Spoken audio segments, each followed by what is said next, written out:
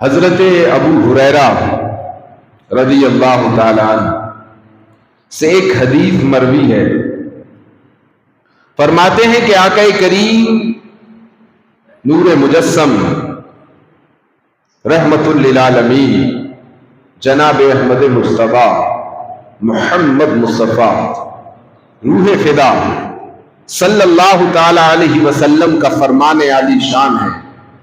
آقا نے فرمایا، اللہ تعالی فرماتا ہے، کیا فرماتا ہے؟ جب میرا بندہ ایک بالش میری طرف آتا ہے، جب میرا بندہ ایک بالش میری طرف بڑھتا ہے تو اللہ فرماتا ہے میں اس بندے کی طرف ایک ہاتھ بڑھتا ہوں۔ بندہ بڑا ایک بالش، اللہ فرماتا ہے جب بندہ ایک بالش میری طرف بڑھتا ہے تو میں ایک بالش نہیں بڑھتا بلکہ ایک ہاتھ اس کی طرف بڑھتا ہوں۔ اور اگر بندہ ایک ہاتھ میری طرف بڑھتا ہے تو اللہ فرماتا ہے میں اس کی طرف دو ہاتھ بڑھتا ہوں۔ بندہ ایک ہاتھ بڑھا، اللہ فرماتا ہے میں اس بندے کی طرف دو ہاتھ بڑھتا ہوں۔ آگے فرمایا کہ اگر وہ بندہ دو ہاتھ میری طرف بڑھتا ہے تو میں تیزی سے اس کی طرف بڑھتا ہوں۔ اگر بندہ دو ہاتھ اللہ کی طرف بڑھتا ہے تو اللہ فرماتا ہے میں تیزی سے اس کی طرف بڑھتا ہوں، یعنی اس رفتار سے اپنی رحمت، اپنی نصرت اور اپنی مدد اس بندے تک پہنچاتا ہوں۔ ایک حدیث پاک کا ترجمہ اور سنیے، حضرت ابو ہریرہ ہی سے روایت ہے، نبی اکرم نور مجسم صلی اللہ تعالی علیہ وسلم نے ارشاد فرمایا، اللہ تعالیٰ فرماتا ہے، کون؟ کس کا قول ہے؟ اللہ تعالیٰ کا قول ہے، بزبان محبوب رب العالمین نکل رہا ہے، آقا کائنات کی زبان سے نکل رہا ہے۔ کلام کس کا ہے؟ اللہ کا۔ نکال کون رہا ہے؟ اللہ کا محبوب۔ آقا فرماتے ہیں کیا؟ آقا نے کہا جو میرے کسی ولی سے دشمنی رکھے، آقا فرماتے ہیں اللہ فرماتا ہے کہ میں اس سے اعلان جنگ کرتا ہوں۔ بندوں میں سے اگر کوئی شخص اللہ کے کسی محبوب بندے سے دشمنی رکھتا ہے تو اللہ فرماتا ہے میں اس کے ساتھ اعلان جنگ کرتا ہوں، اور میرا بندہ کسی چیز کے ذریعے میرا اتنا قرب حاصل نہیں کر سکتا جتنا کہ وہ عبادت، ریاضت اور مجاہدے کے ذریعے میرا قرب حاصل کرتا ہے۔ جب وہ ریاضت اور مجاہدہ اور مسلسل نفلی عبادات پر پورا اترتا ہے تو اب کیا ہوتا ہے؟ اللہ فرماتا ہے کہ میں اس سے محبت کرنے لگتا ہوں۔ آپ ہی میں سے کوئی شخص اٹھے اور نفلی عبادت کرنے لگے، اللہ کو راضی کرنے لگے، حقوق العباد ادا کرے، حقوق اللہ ادا کرے، شریعت کا پابند ہو جائے، سنت رسول کو اپنی زندگی میں اتار لے، زبان جب کھلے تو سچ بولے، آنکھ کھلے تو حیا کے منظر دیکھے، کان جب سنے تو نیکی کی بات سنے، پیر جب چلے تو نیکی کی طرف بڑھے، ہاتھ جب اٹھے تو نیکی کی طرف اٹھے، نہ کسی پر ظلم کریں آپ، نہ کسی کا مال مارے آپ، نہ کسی کے پیسے مارے آپ، شریعت کے مطابق، قرآن اور رسول کے بتائے ہوئے راستے کے مطابق زندگی گزارتے ہوئے اگر آپ میں سے بھی کوئی انسان نفلی عبادت کرتے ہوئے اللہ کا قرب حاصل کرنا چاہے تو اللہ کا قرب حاصل کر سکتا ہے۔ ایک ہوتی ہے عطائی چیز، ایک ہوتی ہے کسبی چیز۔ حضرات محترم، نبوت اور ولایت میں یہی فرق ہے۔ ولایت کسب کے ذریعے حاصل کی جا سکتی ہے، لیکن نبوت کسب کے ذریعے حاصل نہیں کی جا سکتی۔ نبوت اللہ کی عطا ہے، وہ جس کو عطا کرتا ہے اسی کو نبی بناتا ہے، لیکن ولایت کسبی ہے اور عطائی بھی ہے۔ اللہ جسے چاہے چلتے پھرتے انسان کو ولی بنا دے۔ نہ تم جانو نہ میں جانوں، ریڑی پر کھڑے ہو کر کے آم بیچنے والا بھی اللہ کا ولی بن سکتا ہے، لیکن تیری اور میری نظریں اس کو پہچان نہیں سکتی۔ یہ اللہ کی عطا ہے، فرش سے اٹھا کر عرش پر بٹھا دیتا ہے۔ یہ اللہ کی عطا ہے، جسے چاہتا ہے اپنا ولی بنا لیتا ہے۔ تو یہ تو ہوئی عطائی چیز، کسب کے ذریعے، طاقت کے ذریعے، ریاضت کے ذریعے، مجاہدے کے ذریعے، عبادات کے ذریعے، نفلی عبادات کے ذریعے بھی اللہ تبارک و تعالی کسی کو ولی بنا سکتا ہے، جس کو اس حدیث پاک میں بیان کیا گیا کہ جب بندہ یہ سب چیزیں کرتا ہے تو اللہ فرماتا ہے میں کیا کرتا ہوں، میں اس بندے کو اپنا محبوب بنا لیتا ہوں۔ کیا کرتا ہوں؟ محبوب بنا لیتا ہوں۔ اب سنیے، بڑی پیاری حدیث پاک ہے۔ اللہ فرماتا ہے کہ میں اس سے محبت کرنے لگتا ہوں، اور جب میں اس سے محبت کرنے لگتا ہوں تو اس کے کان بن جاتا ہوں۔ اللہ فرماتا ہے کہ جب میں کسی بندے سے محبت کرنے لگتا ہوں تو اس کے کان بن جاتا ہوں، جس سے وہ سنتا ہے، اس کی آنکھ بن جاتا ہوں، جس سے وہ دیکھتا ہے، اس کا ہاتھ بن جاتا ہوں، جس سے وہ پکڑتا ہے، اس کا پاؤں بن جاتا ہوں، جس سے وہ چلتا ہے۔ اگر وہ مجھ سے سوال کرتا ہے تو میں ضرور اس کو عطا کرتا ہوں، تو میں ضرور اس کو عطا کرتا ہوں، اور اتنا عطا کرتا ہوں کہ جب وہ میری پناہ مانگتا ہے تو میں اس کی پناہ کو مسترد نہیں کرتا۔ بندہ مومن کی حضرات محترم نکلی ہوئی زبان سے جو بھی دعا ہوتی ہے اللہ تبارک و تعالی اس کو پورا فرماتا ہے۔ کیوں؟ اس لیے کہ اللہ اس بندے سے محبت کرتا ہے۔ آئیے ایک حدیث پاک اور سن لیجئے۔ حضرت معاذ بن جبل بیان کرتے ہیں، آقا کریم علیہ الصلوۃ والسلام کو فرماتے ہوئے سنا کہ اللہ تعالیٰ نے فرمایا میرے جلال کی خاطر آپس میں محبت کرنے والوں کے لیے محشر کے میدان میں اللہ تبارک و تعالی ایسے ممبر عطا کرے گا جس پر انبیاء شہداء رشک کریں گے اور پوچھیں گے مولا یہ کون لوگ ہیں؟ یہ نہ تو نبی ہیں نہ تیرے رسول ہیں، پھر یہ کون لوگ ہیں؟ آواز آئے گی یہ میرے ولی ہیں جو دنیا میں مجھ سے محبت کیا کرتے تھے۔ محشر کے میدان میں رب قدیر انہیں نور کے ممبر عطا کرے گا، عرش کا سایہ عطا کرے گا، جس میں محشر کے میدان میں آدم سے لے کے عیسیٰ تک اور عیسیٰ سے لے کے قیامت تک آنے والی مخلوق ان کو دیکھ کر کے رشک کرے گی۔ انبیاء اور شہداء پوچھیں گے مولا یہ کون لوگ ہیں؟ یہ نہ تو نبی ہیں نہ رسول ہیں۔ اللہ فرمائے گا یہ میرے ولی ہیں جو میری محبت کی خاطر، میری رضا کی خاطر دنیا میں مجھ سے محبت کیا کرتے تھے۔ حضرات محترم یہ اولیاء کا مقام ہے جو حدیث پاک کے اندر بیان کیا گیا۔ اب آئیے ہم سرکار سیدنا مخدوم اشرف جہانگیر سمنانی تارک السلطنت محبوب یزدانی کی بارگاہ میں خراج عقیدت پیش کر لیں، کیونکہ محرم کے مہینے میں آپ کا عرس ہوتا ہے۔ آپ سب جانتے ہیں کون مخدوم پاک جنہوں نے رضائے الہی کے لیے کرسی کو ٹھوکر مار دی، کون مخدوم اشرف جو عدل و انصاف کی بنیادوں کو اجاگر کرتا ہوا سمنان سے جب نکلتا ہے تو تمام راستوں کو عدل و انصاف کی کرسی سے منور کرتا چلا جاتا ہے۔ کون مخدوم اشرف جہانگیر سمنانی جس کے ہر قدم پر حضرت خضر علیہ السلام ساتھ ہیں؟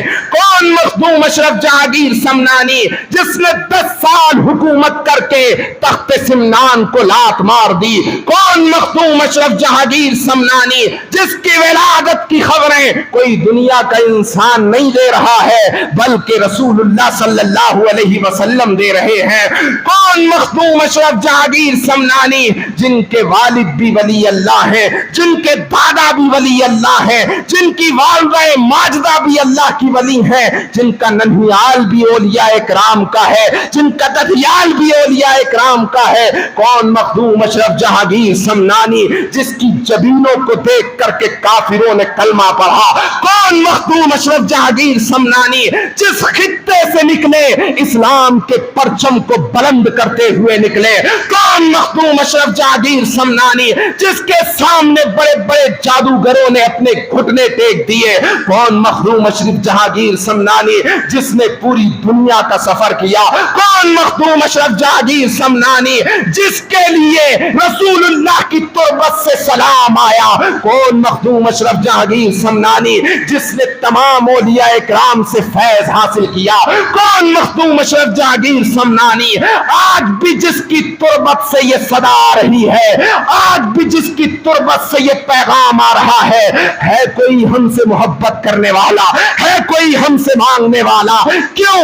اس لیے کہ مخدوم اپنی زندگی میں جب تک زندہ تھا تب بھی اپنے عاشقوں کو عطا کرتا تھا, آج اپنی قبر کے اندر سے اپنے عاشقوں کو عطا کر رہا ہے. حضرات محترم, یہ مخدوم پاک ہے, مخدوم اشرف جہانگیر سمنانی جن کے والد ماجد سید سلطان ابراہیم, ان کی والدہ ماجدہ حضرت سیدہ خدیجہ. حضرات محترم, آپ کے ابھی تک کوئی نرینہ اولاد نہیں تھی. دل کے اندر یہ غم تھا کہ اللہ تبارک و تعالی اگر کوئی اولاد نرینہ عطا کر دیتا تو تخت و تاج کو سنبھالنے کے قابل ہو جاتی. وقت گزرتا گیا. حضرات محترم, دن گزرتے گئے, رات کا وقت ہے, مصلی پہ بیٹھے ہوئے ہیں. سمنان کے اندر ایک مجذوب تھے, ان کا نام تھا ابراہیم. اچھا حضرات محترم, مجذوب کون ہوتا ہے؟ مجذوب ہوتا ہے اللہ کی تلوار جو ہر وقت تجلیات ربانی میں مگن رہتا ہے. اس کی زبان سے جو نکلتا ہے اللہ تبارک و تعالی اس کو پورا کرتا ہے. ابھی آپ نے حدیث پاک سنی ہے کہ میں اس کی زبان بن جاتا ہوں. کون کہہ رہا ہے؟ اللہ. میں اس کی زبان بن جاتا ہوں جس سے وہ بولتا ہے. مجذوب تجلیات ربانی میں مگن رہتا ہے, اس کی زبان اللہ کی تلوار ہوتی ہے. اسی لیے کہا گیا ہے مجذوبوں کے قریب مت جاؤ. اگر زبان سے اچھی چیز نکلے گی وہ بھی ہو جائے گی, زبان سے غلط چیز نکلے گی وہ بھی ہو جائے گی. اب یہ تھے مجذوب, ان کا نام بھی تھا ابراہیم. حضرات محترم, رات کا سناٹا ہے. حضرت سید سلطان ابراہیم مخدوم پاک کے والد ماجد, آپ کی والدہ ماجدہ سیدہ خدیجہ تہجد کی نماز پڑھنے کے بعد مصلی پہ بیٹھے ہیں. لیکن حضرات محترم ذرا غور کریے, بادشاہ ہیں, سمنان کے بادشاہ. یہاں تو اگر لاکھوں یا 2 لاکھ یا 5 لاکھ یا 10 لاکھ آ جائیں تو اللہ رسول بھی بھول جاتا ہے, سنتیں بھی بھول جاتی ہیں, شریعت بھی بھول جاتی ہے, سب کچھ بھول جاتا ہے. ذرا سے پیسے آتے ہیں تو انسان پھر انسان نہیں رہتا, فرعونیت دکھانے لگتا ہے. حضرات محترم, ہم اولیاء کے ماننے والے ہیں, ہمیں اپنی زندگی کو کس طریقے سے گزارنا ہے, اولیاء اکرام کے راستے پر گزارنا ہے. تخت سمنان کا بادشاہ تہجد کے لیے بیٹھا ہے. کائے کے لیے؟ کائے کے لیے؟ ہماری یہاں فرض نمازیں پوری نہیں ہو رہی ہے, ان کی تہجد قضا نہیں ہوتی, اور ہماری فجر ہو رہی, ظہر ہو رہی ہے, عصر ہو رہی ہے, مغرب ہو رہی ہے. ایک ہوتی ہے عادت اور ایک ہوتی ہے عبادت. کیا؟ زور سے بولیے. ایک ہوتی ہے عادت اور ایک ہوتی ہے عبادت. مارکیٹ میں گئے آپ, ہاتھ کھلے ہیں آپ کے. دکان پہ پہنچے آپ, ہاتھ کھلے ہیں آپ کے. مالابار گولڈ کے اندر سونا خریدنے کے لیے گئے آپ, ہاتھ کھلے ہیں آپ کے. سی بی ٹی میں جا کے کھڑے کھڑے سموسے کھا رہے ہیں آپ, کھلے ہاتھ آپ کے. ہوٹلوں کے اندر پارٹیاں ہو رہی ہیں, کھلے آپ کے ہاتھ. چوک چوراہوں پر گلی گلیاروں کے اندر جب آپ کھڑے ہوتے ہیں تو آپ کے ہاتھ, زور سے بولیے, کھلے ہوتے ہیں. کیونکہ ہاتھ کھول کر کے کھڑے رہنا یہ آپ کی عادت ہے. لیکن جب آپ مسجد میں آتے ہیں, نماز کے لیے کھڑے ہوتے ہیں تو آپ کے ہاتھ بن جاتے ہیں. کیوں؟ تاکہ پیچھے دیکھنے والا یہ کہے کہ یہ عادت میں نہیں کھڑا ہے، رب کی عبادت میں کھڑا ہے، رب کی عبادت میں کھڑا ہے۔ تو حضرات محترم، عبادت کو اپنی زندگی میں لاگو کریے، عبادت کو اپنی زندگی میں شامل کیجئے۔ وہاں تہجد قضا نہیں ہو رہی تھی، یا فرض نمازوں کا پتہ نہیں، یا فرض نمازوں کا پتہ نہیں ہے۔ کیسے کیسے سلطان ہوا کرتے تھے اور کیسے کیسے بادشاہ ہوا کرتے تھے۔ یہاں تو اگر فراری مل جائے تو نماز کا پتہ نہ، مولانا کا پتہ نہ، مؤذن کا پتہ نہ، ظہر نہ عصر نہ مغرب نہ عشاء، کسی چیز کا پتہ نہیں۔ BMW ملی تو بس نکل گئے گھومنے کے لیے۔ سلطان کیسے سلطان ہوتے تھے۔ حضرت قطب الدین بختیار کاکی کا جب وصال ہوا، کون قطب الدین بختیار کاکی جانتے ہیں آپ؟ حضرت قطب الدین بختیار کاکی کون ہے؟ سرکار غریب نواز کے اول مرید، اول خلیفہ۔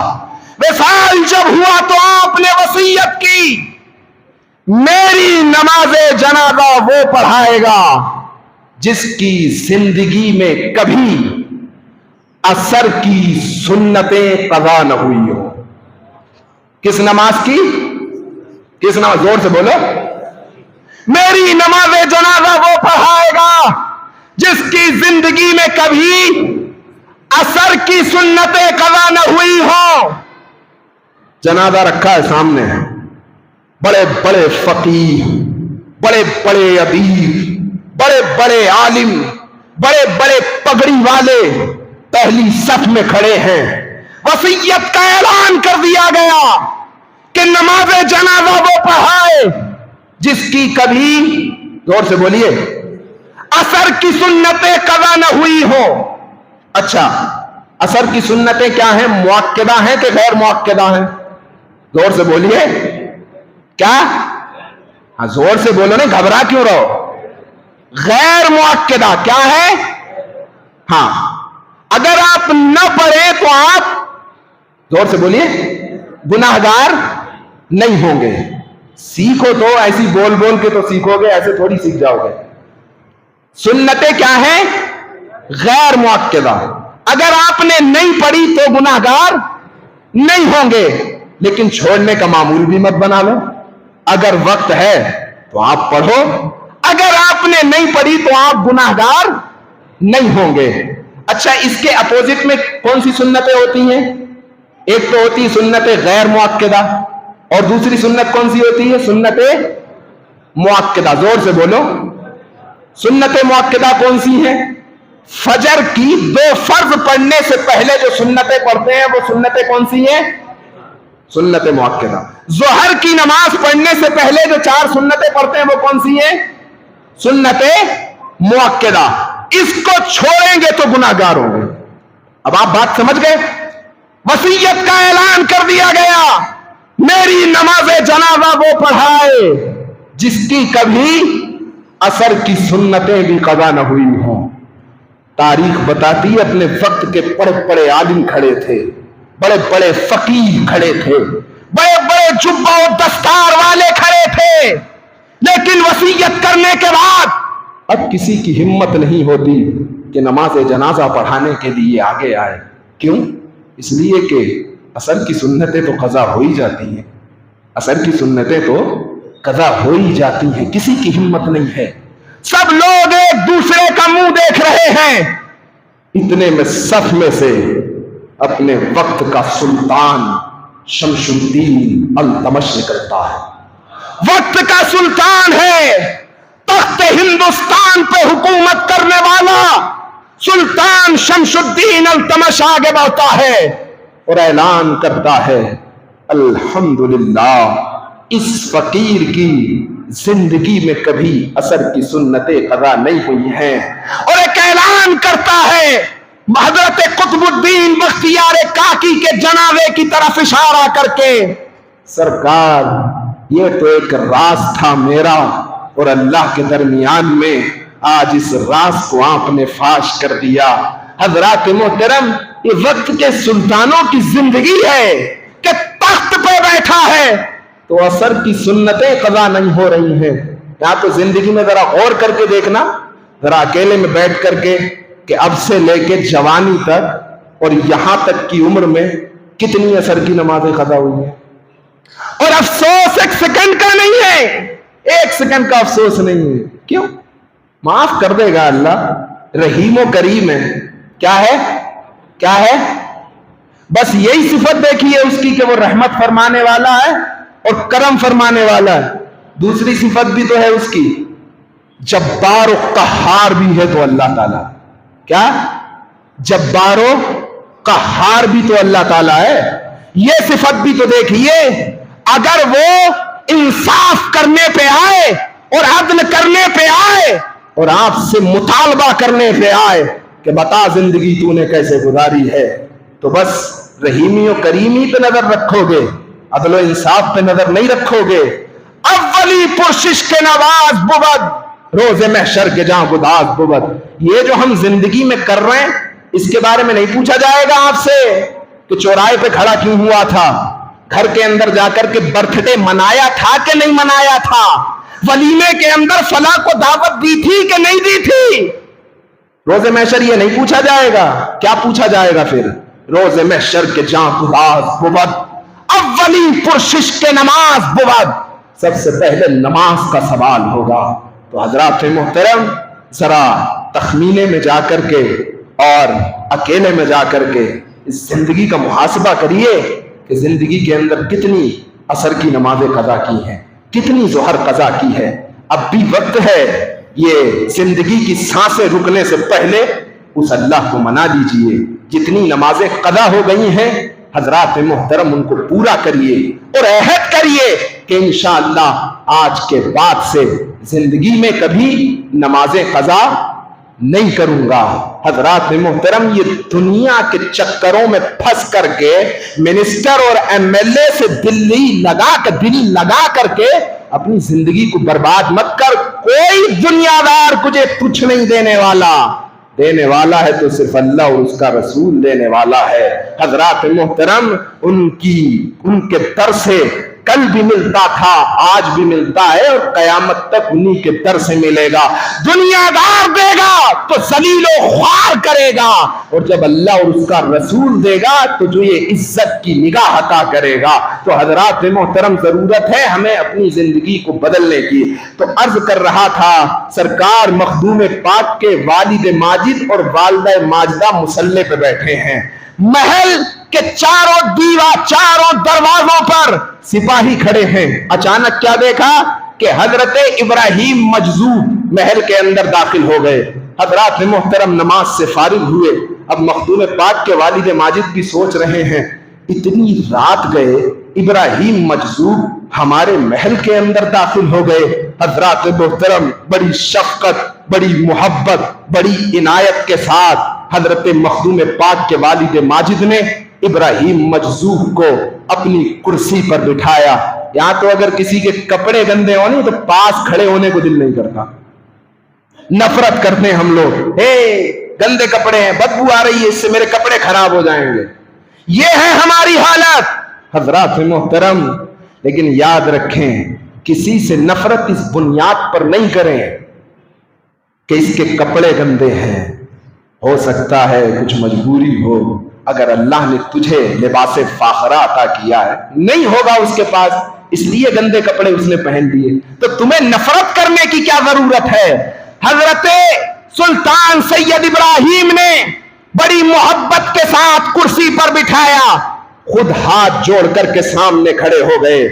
ابراہیم مجذوب نے کہا، اے ابراہیم کیا چاہتے ہو؟ آپ نے فرمایا، سرکار جو میں چاہتا ہوں آپ کو روشن ہے. وہ کیا چاہتے تھے مخدوم پاک کے والد؟ کہ اللہ تبارک و تعالی کوئی اولاد نرینہ عطا کر دے تاکہ تخت سلمان کو سنبھال سکے.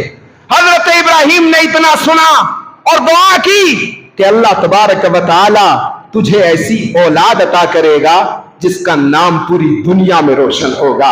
حضرات محترم، اتنا کہنے کے بعد چلنے لگے. مخدوم پاک کے والد پیچھے پیچھے ہاتھ باندھ کر کے پھر چلے. ابراہیم مجذوب نے پلٹ کر کے دیکھا، اب کیا چاہتا ہے؟ سرکار مخدوم پاک کے والد ماجد نے ہاتھ جوڑ لیے، دل کا ارادہ بھانپ لیا مجذوب نے اور کہا، کیا ایک اور چاہتا ہے؟ جا ایک اور عطا کیا۔ حضرات محترم، 2 بچوں کی بشارت دی ابراہیم مجذوب نے۔ رات کو خواب کے اندر سلطان مخدوم اشرف جہانگیر سمنانی کے والد ماجد جب نماز پڑھ کے اپنے بستر پر گئے تو خواب میں دیکھا سرور کائنات، فخر موجودات، حضرت مجتبیٰ احمد مجتبیٰ محمد مصطفیٰ صلی اللہ تعالی علیہ وسلم تشریف لاتے ہیں اور عرض کرتے ہیں اے ابراہیم مبارک ہو تجھے، اللہ تبارک و تعالی تیرے گھر کے اندر ایک بچہ پیدا کرے گا جس کی شان پوری دنیا میں جگمگائے گی، اس کا نام سید اشرف رکھنا۔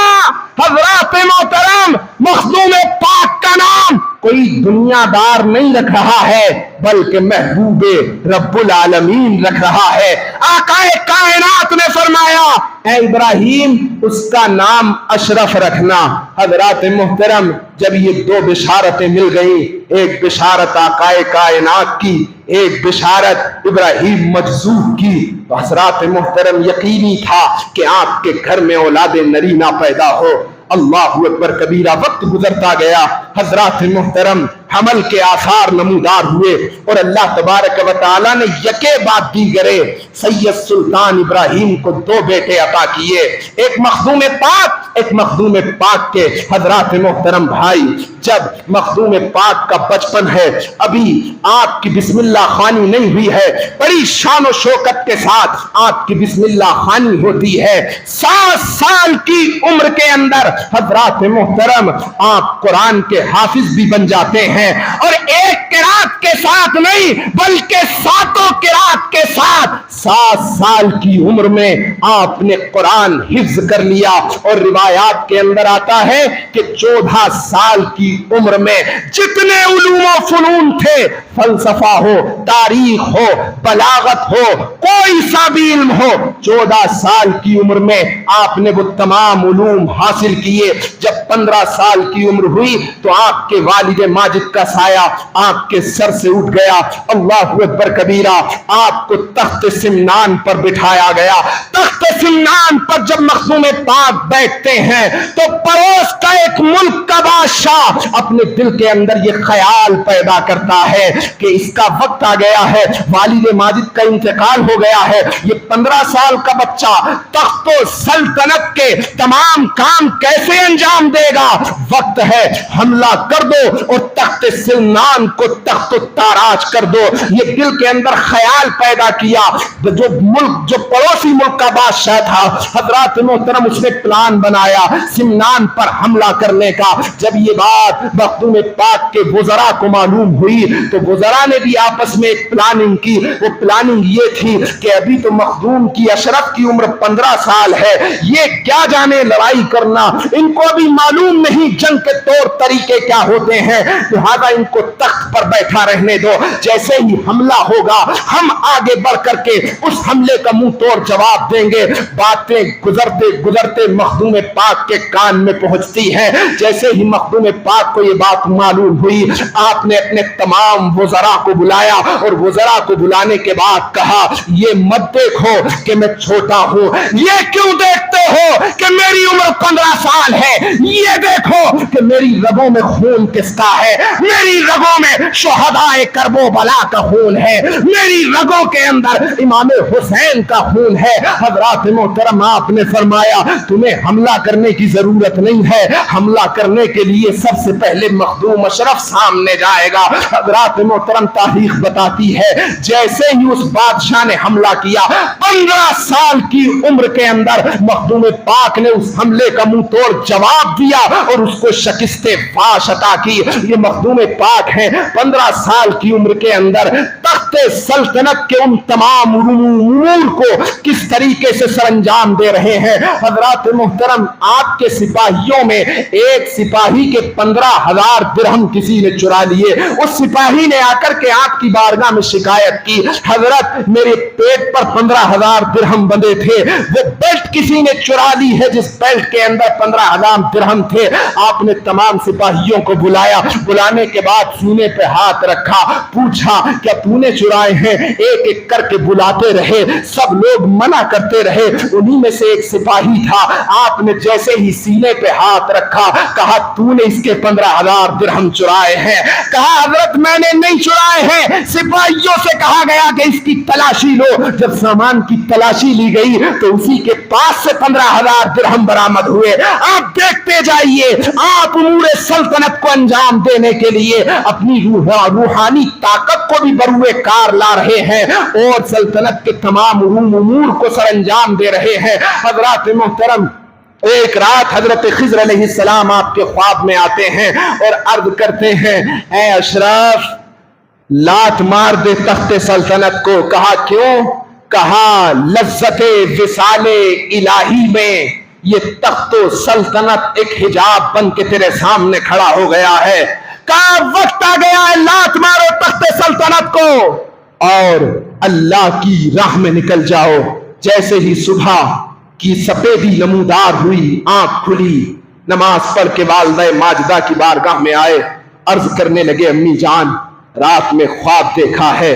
वालिदा भी इश्तियाक से इस दिन का इंतजार कर रही थी।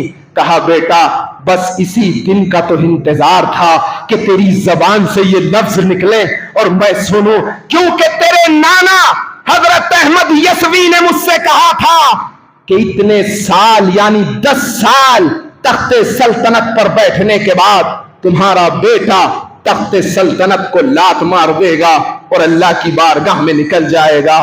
कहा माँ अब मुझे इजाजत दीजिए, मैं अल्लाह की राह में निकलना चाहता हूँ। मखदूम पाक की वालिदा माजिदा ने कहा बेटा अगर तू अकेला निकला तो लोग समझेंगे शायद तुम्हारे भाई ने तख्त पर कब्जा कर लिया है। कहा फिर कैसे निकलूं? कहा तमाम वज़रा को साथ ले ले, रुआसा को साथ ले ले, उमरा को साथ ले ले, सिपाहियों को साथ ले ले, कुछ दूर जा करके इन तमाम लोगों को अलग कर देना और तू अल्लाह की राह में निकल जाना। उमरा साथ है, वज़रा साथ हैं, एक मकाम आता है। आपने तमाम लोगों से कहा कि मेरी मंजिल कुछ और है, तुम अपनी मंजिल को रवाना हो जाओ। सब लोग आप वापस चले गए, सिर्फ आपके 2 खादिम आपके साथ थे। उन्होंने इसरार किया हजरत हम भी आपके साथ चलना चाहते हैं। कहा मेरा साथ मत दो, मेरा रास्ता बड़ा दुश्वार है, साथ नहीं चल सकते। कहा हजरत हम साथ चलना चाहते हैं। आपने जब उनका इतना इसरार सुना तो इजाजत दे दी। कहा चलो। जब चलने लगे तो एक मकाम ऐसा आया, आपने रास्ते में पड़ाव किया। आपने जब पड़ाव किया तो वो दोनों साथी सो गए। हजरात मोहतरम आपने उनको जगाना मुनासिब नहीं समझा। आप पैदल ही वहां से निकल करके ओच के मकाम पर आप आए और ओच के मकाम पर आने के बाद जहां हजरत जलालुद्दीन जहानिया जहां गश्त का मदार है, बहाउलपुर ये पाकिस्तान के अंदर पड़ता है। आप जानते हैं बुजुर्ग किस मकाम के मालिक थे? हजरत जलालुद्दीन जहानिया जहां गश्त। जब मक्के से निकले तो सवारी कोई नहीं थी। हजरात मोहतरम रास्ते में एक दीवार मिली, उस दीवार पर बैठ गए और इस दीवार से कहा चल हमें अपनी मंजिल तक पहुंचा दे। तो जो दीवार को चला सकता है अल्लाह का वली, वो इंसानों को नहीं चला सकता है? जो दीवार को चला दे वो इंसानों को नहीं चला सकता। आज भी वो दीवार का कुछ हिस्सा ओच शरीफ के मकाम पर आज भी जियारत गाहे खलाइक बना हुआ है। सबसे पहला मकाम आपने ओच के अंदर रखा। जब आप वहां से निकले तो रास्ते में देखा कि कुछ लोग आते हैं एक मकाम पर और बाहर निकल जाते हैं। आपने अपने मुरीदों से पूछा ये मामला क्या है? आपके मुरीदों ने कहा हजरत ये बहुत बड़ा मंदिर है पास में, यहाँ पर एक बहुत बड़ा बुत नस्ब है, लोग इसकी इबादत करते हैं। आपने कहा अच्छा चलो हम भी जरा चल करके उसे देख लें। आप अपने मुरीदों के साथ उस मंदिर के अंदर गए और मंदिर में जाने के बाद देखा क्या कि लोग हाथ जोड़ के खड़े हुए हैं और बुत की इबादत कर रहे हैं। जब कुछ लोग चलने लगे तो आपने मंदिर के पुजारी से पूछा ये क्या कर रहे हो? कहा ये हमारा खुदा है, हम इसकी इबादत कर रहे हैं। कहा ये खुदा कैसे हो सकता है? इसको तो हाथ से बनाया गया है और जो हाथ से चीज बनाई जाए वो खुदा कैसे हो सकती یہی ہے. کہا تم کون ہو؟ کہا ہم مسلمان ہیں. مذہب کیا ہے؟ کہا اسلام ہے، اور یہی اسلام مذہب سچا ہے. کہا پھر دلیل دو، بحث و مباحثہ کرو، علمی دلیل دو. کہا بحث و مباحثہ کریں گے تو میری دلیل کو نہ تم مانو گے نہ تمہاری دلیل کو میں مانوں گا. بحث و مباحثہ ہوگا تو وقت گزرتا چلا جائے گا، نتیجہ کچھ نہیں نکلے گا. کہا پھر کیا کریں؟ کہا یہی جس کی تم کر رہے ہو، غور سے بولو، یہی جس کی تم کر رہے ہو کیا؟ ہاں، پوجا. اگر یہی میرے نبی کا کلمہ پڑھ دے، یہی جس کو تم پوج رہے ہو یہی میرے نبی کا کلمہ پڑھ دے تو بات کیسی ہوگی؟ کہا ایسا کیسے ہو سکتا ہے؟ آج تک ہمارے سامنے یہ نہیں بولا، تمہارے سامنے کیسے بول سکتا ہے؟ کہا پھر دیکھو، آپ نے اشارہ کیا، اس بت نے نبی اکرم نور مجسم صلی اللہ تعالی علیہ وسلم کی گواہی دی، اللہ کی وحدانیت کا اقرار کیا. تو ولی وہ ہوتا ہے جو پتھروں میں بھی جان ڈال دیتا ہے. ولی وہ ہوتا ہے جس کی ایک نظر سے مردہ چیز زندہ ہو جاتی ہے. جب اس پجاری نے دیکھا کہ یہ بت ان کے نبی کی گواہی دے رہا ہے تو بے شک ان کا مذہب سچا ہے. تو حضرات محترم، یہ دیکھ کر کہ وہ پجاری بھی مسلمان ہوا، اس کے جتنے چیلے چپاٹے تھے وہ بھی مسلمان ہوئے. تو یہ مخدوم پاک ہیں، کس ڈھنگ سے اسلام کی اشاعت کر رہے ہیں. اللہ تبارک و تعالی ہم سب کو مخدوم پاک کے فیضان سے مالا مال فرمائے. آپ کے لے پالک بیٹے، لے پالک سمجھتے نہیں؟ لے پالک جس کو محبت سے گود لے لیا گیا ہو اس کو لے پالک بیٹا کہا جاتا ہے، منہ بولا بیٹا. تو حضرت سید عبد الرزاق نور العین آپ کی بہن کے فرزند تھے. آپ نے ان کو گود لے لیا تھا جو آپ کے ساتھ آئے تھے. حضرات محترم، جب آپ کچھوچا کے اندر آپ نے جب مقام، آپ نے جب اپنا حجرہ مبارک اور جس مقام پہ آپ کو ٹھہرنا تھا اس مقام پر آپ آ گئے تو ایک دن کیا دیکھا کہ سید عبد الرزاق نور العین خانقاہ کے اندر نہیں ہے. آپ نے پوچھا عبد الرزاق نور العین کہاں گئے؟ تو مریدوں نے کہا کہ سونا بنانے کی ترکیب معلوم کرنے گئے ہیں. سونا بنانے کی، ہاں، یہ ایک علم ہوتا ہے، اس کو بولتے ہیں علم کیمیا. کیا؟ ہاں، علم کیمیا کا جو ماہر ہوتا ہے وہ جڑی بوٹیوں سے سونا بنا لیتا ہے، اور یہ علم اللہ تبارک و تعالیٰ ایسے ہی اپنے ولیوں کو عطا کر دیتا ہے. تو مریدوں نے کہا حضرت سونا بنانے کی ترکیب معلوم کرنے گئے ہیں. آپ نے کہا انہیں بلاؤ. مریدوں نے بلایا. پوچھا عبد الرزاق کہاں گئے تھے؟ کہا حضرت سونا بنانے کی ترکیب معلوم کرنے گیا تھا. آپ نے بائیں طرف دیکھا، پاس میں مٹی کا ڈھیلا تھا، اٹھایا، اس پر پھونکا، وہ مٹی کا ڈھیلا سونا بن گیا. کہا عبد الرزاق نور العین، یہ سونا بنانے کی ترکیب اللہ اپنے محبوب بندوں کی نظر میں عطا کر دیتا ہے. بس اس کی بارگاہ میں لگو، پھر سونا بنانے کی ترکیب معلوم کرنے کی ضرورت نہیں پڑے گی. رب قدیر ہم سب کو حضرت مخدوم اشرف جہانگیر سمنانی کے فیضان سے مالا مال فرمائے. ان کی اولاد سے سچی پکی محبت کرنے کی توفیق عطا فرمائے. سادات کی عزت ادب احترام کرنے کی توفیق عطا فرمائے. اہل بیت کی محبت میں مولا ہمیں زندہ رکھے اور اہل بیت کی محبت میں موت عطا فرمائے. استغفر اللہ ربی من کل ذنب خطیئۃ وعظمت واتوب الیہ. اشہد ان لا الہ الا اللہ واشہد ان محمدا عبدہ ورسولہ.